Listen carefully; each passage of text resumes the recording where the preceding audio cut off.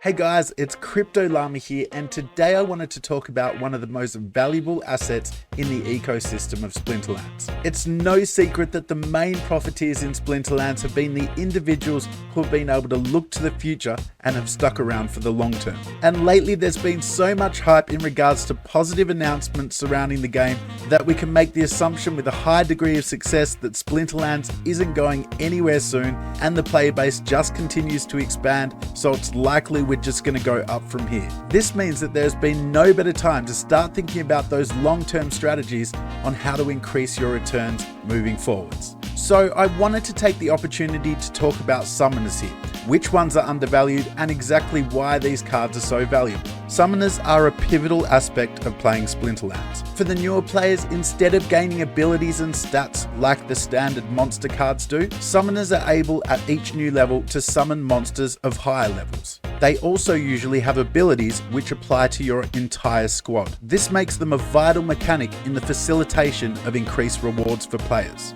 Can you even imagine that an Alpha Ulrich used to be able to be purchased at under 25 cents per BCX? That's actually insane. As an example though, to see just how valuable these cards are, let's take a deeper look into the supply of these cards. If we take the latest Chaos Legion release here, we can see that Tarsa has a total of 162,414 cards printed. Kellyar Frendel has a total of 161,921 cards. Obsidian is 162,687. General Sloan is 163,028. Thaddeus Brood is 163,149. And Quix the Devious, being a legendary summoner, has just 16,179 cards printed. This equates to a total of 829,378 summoner cards available for the total of the Chaos Legion release.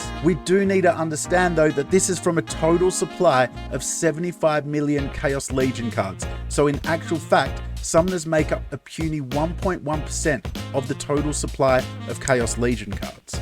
Going one step further though, let's look at the supply caps for each main edition of Splinterland card releases. So Alpha has 300,000, Beta has 900,000, Untamed has 1.5 million, Dice has 300,000, Essence Orb has 200,000, and Chaos Legion has 75 million. Collectively speaking, out of all these following card editions, there is a total supply of 78,200,000, with only just over 2.5 million cards, or 3.25% respectively, being summoners. This is not counting any which have been burnt or combined, so this number is actually far lower. And there's only a minuscule fraction of these circulating on the card market. In terms of increasing a player's rewards by advancing into higher leagues, it becomes a necessity to combine these cards more so than others. For this reason, they tend to become scarce far more quickly than other cards. And once these cards are combined, we have a reduction in supply, which is why we see some of the highest gains in these summoner cards. It's because of this limited supply that suggests that these assets aren't likely to decrease in value anytime soon.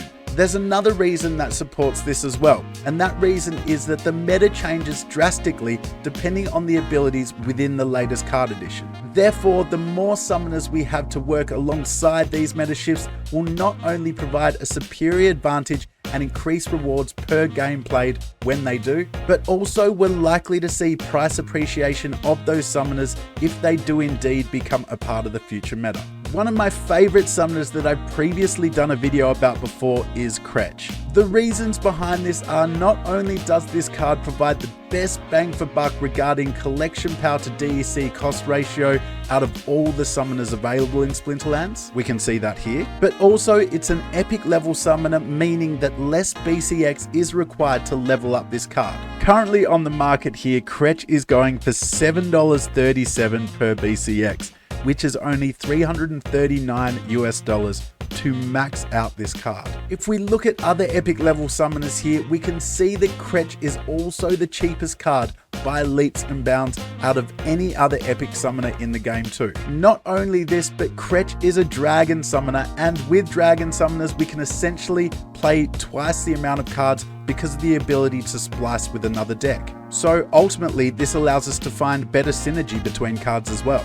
There is no question that this card is super undervalued now at under $7.50 per BCX. So guys, stock up on your summoners. It's clear to see that these are some of the most scarce playable assets within the game, with their value historically proven to increase substantially over time. It's also likely that we'll see more utility brought to them once we see the land expansion brought out as well. And that's it for me for now, guys. If you enjoyed my content, please like and subscribe, as that would mean the world to me.